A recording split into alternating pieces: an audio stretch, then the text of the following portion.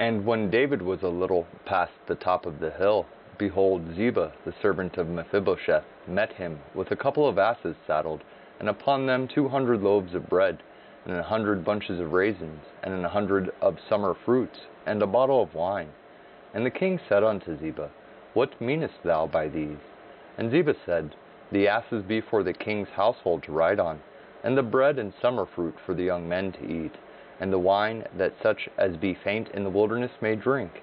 And the king said, And where is thy master's son? And Ziba said unto the king, Behold, he abideth at Jerusalem. For he said, Today shall the house of Israel restore me the kingdom of my father.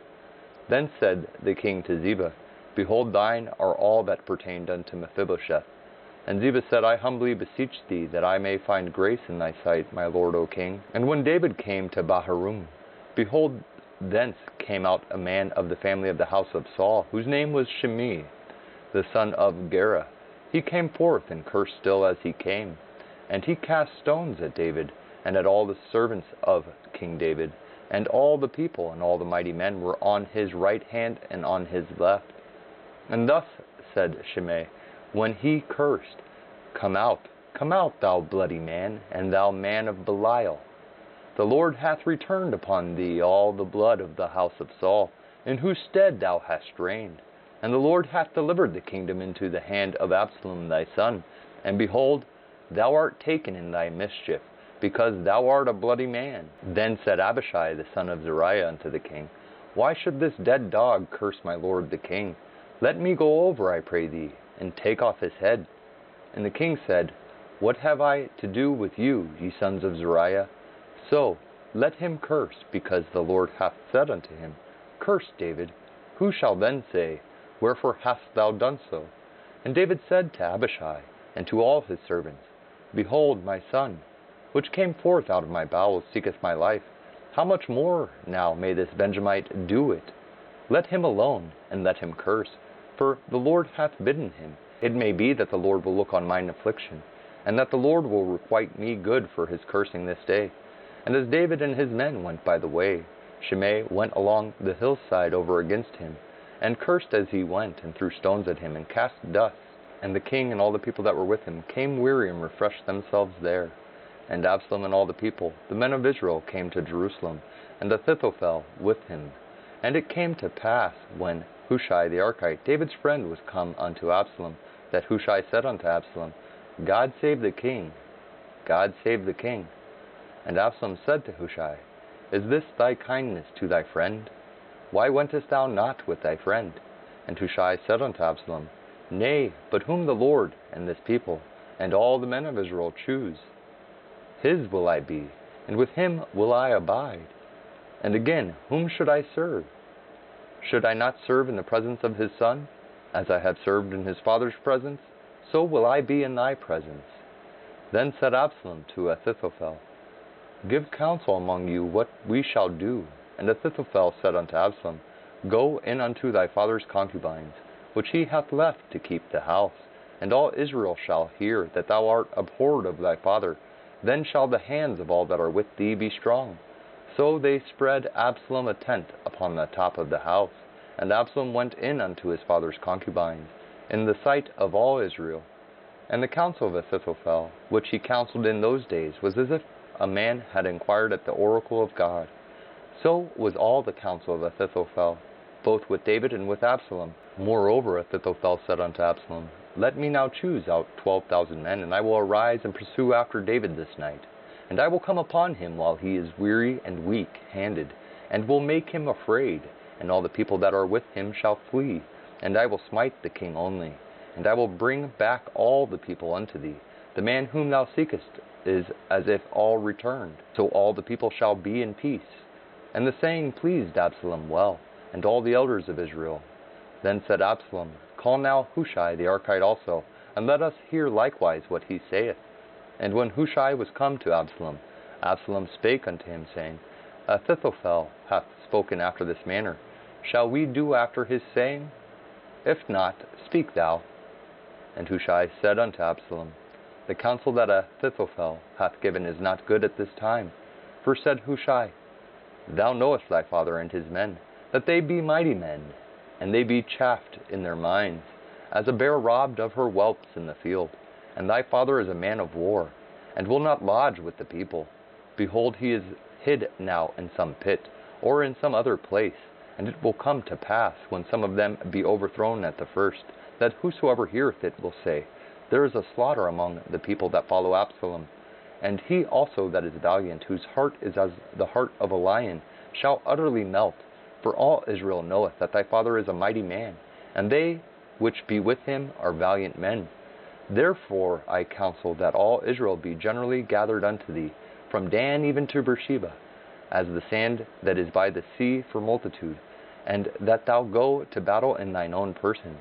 So shall we come upon him in some place where he shall be found, and we will light upon him as the dew falleth on the ground.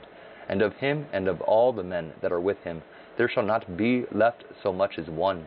Moreover, if he be gotten into a city, then shall all Israel bring ropes to that city, and we will draw it into the river, until there be not one small stone found there. And Absalom and all the men of Israel said, The counsel of Hushai the Archite is better than the counsel of Ahithophel. For the Lord had appointed to defeat the good counsel of Ahithophel, to the intent that the Lord might bring evil upon Absalom. Then said Hushai unto Zadok and to Abiathar the priests, Thus and thus did Ahithophel counsel Absalom, and the elders of Israel, and thus have I counseled. Now therefore send quickly, and tell David, saying, Lodge not this night in the plains of the wilderness, but speedily pass over, lest the king be swallowed up, and all the people that are with him. Now Jonathan and Ahimaaz stayed by in Rogel, for they might not be seen to come into the city. And a wench went and told them, and they went and told King David. Nevertheless a lad saw them, and told Absalom. But they went both of them away quickly, and came to a man's house in Bahurim, which had a well in his court, whither they went down. And the woman took and spread a covering over the well's mouth, and spread ground corn thereon, and the thing was not known. And when Absalom's servants came to the woman to the house, they said, Where is Ahimaaz and Jonathan? And the woman said unto them, They be gone over the brook of water. And when they had sought and could not find them, they returned to Jerusalem. And it came to pass, after they were departed, that they came up out of the well, and went and told King David, and said unto David, Arise and pass quickly over the water, for thus hath Ahithophel counseled against you. Then David arose, and all the people that were with him, and they passed over Jordan by the morning light. There lacked not one of them that was not gone over Jordan. And when Ahithophel saw that his counsel was not followed, he saddled his ass, and arose, and gat him home to his house, to his city, and put his household in order, and hanged himself, and died, and was buried in the sepulchre of his father. Then David came to Mahanaim, and Absalom passed over Jordan, he and all the men of Israel with him. And Absalom made Amasa captain of the host instead of Joab, which Amasa was a man's son, whose name was Ithra, an Israelite, that went in to Abigail, the daughter of Nahash, sister to Zeruiah Joab's mother. So Israel and Absalom pitched in the land of Gilead. And it came to pass, when David was come to Mahanaim, that Shobi the son of Nahash of Rabbah, of the children of Ammon, and Machir the son of Ammiel of Lodbar, and Barzillai the Gileadite of Rogelim, brought beds and basins, and earthen vessels, and wheat, and barley, and flour, and parched corn, and beans, and lentils, and parched pulse, and honey, and butter, and sheep, and cheese of kine, for David and for the people that were with him, to eat. For they said, The people is hungry, and weary, and thirsty in the wilderness. And David numbered the people that were with him, and set captains of thousands and captains of hundreds over them. And David sent forth a third part of the people under the hand of Joab, and a third part under the hand of Abishai the son of Zeruiah, Joab's brother, and a third part under the hand of Ittai the Gittite. And the king said unto the people, I will surely go forth with you myself also. But the people answered, Thou shalt not go forth, for if we flee away, they will not care for us, neither if half of us die, will they care for us. But now thou art worth 10,000 of us. Therefore now it is better that thou succour us out of the city. And the king said unto them, What seemeth you best, I will do. And the king stood by the gate side, and all the people came out by hundreds and by thousands.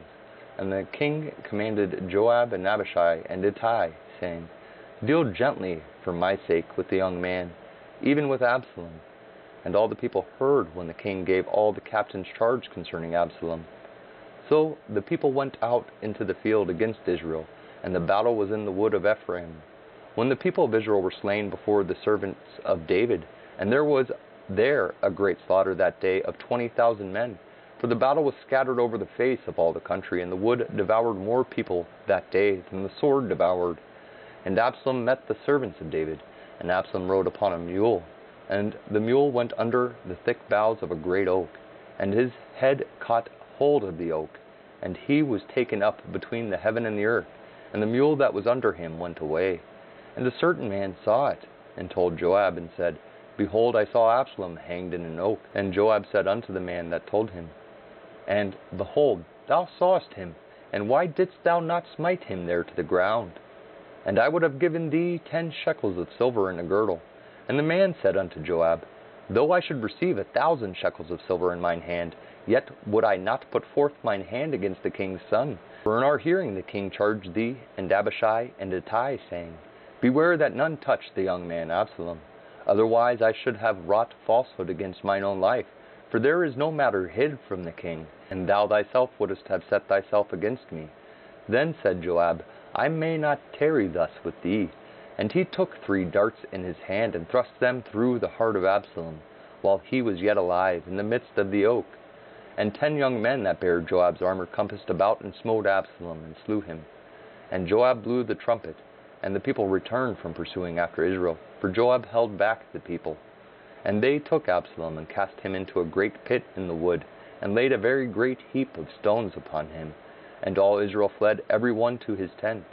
Now Absalom in his lifetime had taken and reared up for himself a pillar, which is in the king's dale. For he said, I have no son to keep my name in remembrance. And he called the pillar after his own name. And it is called unto this day Absalom's place. Then said Ahimaaz the son of Zadok, Let me now run and bear the king tidings, how that the Lord hath avenged him of his enemies. And Joab said unto him, Thou shalt not bear tidings this day, but thou shalt bear tidings another day. But this day thou shalt bear no tidings, because the king's son is dead. Then said Joab to Cushai, Go tell the king what thou hast seen. And Cushai bowed himself unto Joab, and ran. Then said Ahimaaz the son of Zadok yet again to Joab, But howsoever, let me, I pray thee, also run after Cushai. And Joab said, Wherefore wilt thou run, my son, seeing that thou hast no tidings ready? But howsoever, said he, Let me run. And he said unto him, Run. Then Ahimaaz ran by the way of the plain, and overran Cushai. And David sat between the 2 gates, and the watchman went up to the roof over the gate unto the wall, and lifted up his eyes, and looked, and behold, a man running alone. And the watchman cried, and told the king. And the king said, If he be alone, there is tidings in his mouth. And he came apace, and drew near. And the watchman saw another man running. And the watchman called unto the porter, and said, Behold, another man running alone. And the king said, He also bringeth tidings. And the watchman said, Methinketh the running of the foremost is like the running of Ahimaaz the son of Zadok. And the king said, He is a good man, and cometh with good tidings. And Ahimaaz called, and said unto the king, All is well. And he fell down to the earth upon his face before the king, and said, Blessed be the Lord thy God, which hath delivered up the men that lifted up their hand against my lord the king. And the king said, Is the young man Absalom safe? And Ahimaaz answered, When Joab sent the king's servant, and me and thy servant, I saw a great tumult, but I knew not what it was. And the king said unto him, Turn aside and stand here. And he turned aside and stood still. And behold, Cushai came. And Cushai said, Tidings, my lord the king. For the Lord hath avenged thee this day of all them that rose up against thee. And the king said unto Cushai, Is the young man Absalom safe? And Cushai answered, The enemies of my lord the king, and all that rise up against thee to do thee hurt, be as that young man is. And the king was much moved, and went up to the chamber over the gate, and wept.